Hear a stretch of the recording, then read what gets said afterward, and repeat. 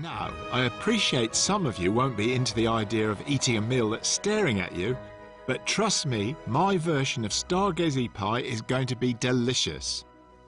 First of all, make the pie filling. To 30 grams of melted butter, add 3 rashers of streaky bacon, 1 onion and 1 leek finely chopped. Next, add a glug of white wine, or 3 tablespoons if you're being precise, 20 grams of plain flour, 250 ml of fish stock. I add a pinch of saffron for its earthy taste, then 300 ml of double cream, stirring well as it thickens to get rid of lumps, and finally some salt and pepper. So, now I'm going to add some chopped eggs. Traditionally, Stargazey pie has eggs and potatoes in it, but I'm leaving out the potatoes and, in another little tweak to the original recipe, adding parsley. In goes there. That's the sauce ready. So now, just before I assemble the dish, I'm just going to show you what I did with the mackerel. To take as many of the bones out as possible. So what I'm doing is just cutting the fillet right up to the head, but I'm keeping the fillet attached to the head.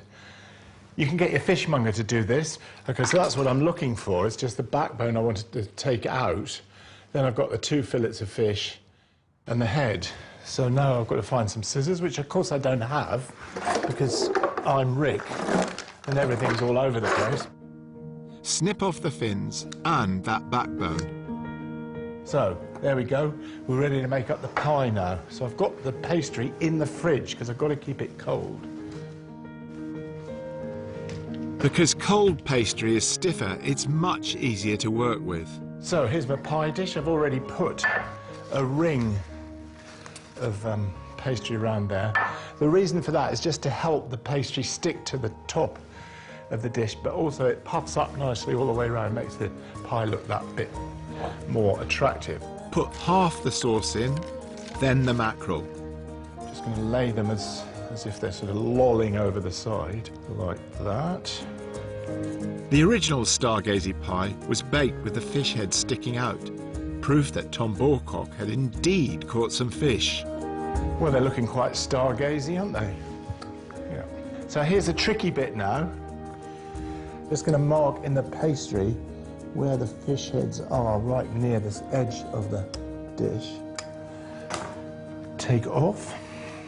Now this is where you really need to make sure your pastry is quite solid, because otherwise it's never going to happen. Shop-bought puff pastry is perfectly good for this. Oops, mustn't forget the rest of the filling. There we go. And now, the most important, the all-important pastry and mackerel on the top. So, where are the little darlings? 1, 2, 3. I'm sort of like tucking them into their little pastry bed.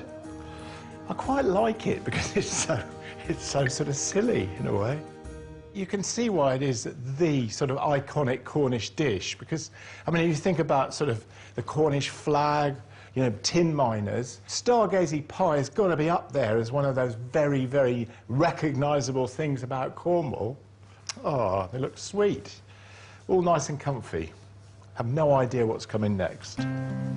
All right, boys, we're off to the bakehouse. Now, don't worry about a thing. It's going to be very comfortable on your little bed of puff pastry. I'll bake this for about 40 minutes at 200 degrees centigrade. I hope it's all right, as John is coming for lunch. Well, I don't know what you think. Well, that looks handsome, that does. I've got to admit, I am a bit nervous. There you go. Well, thank you very And much. some for me.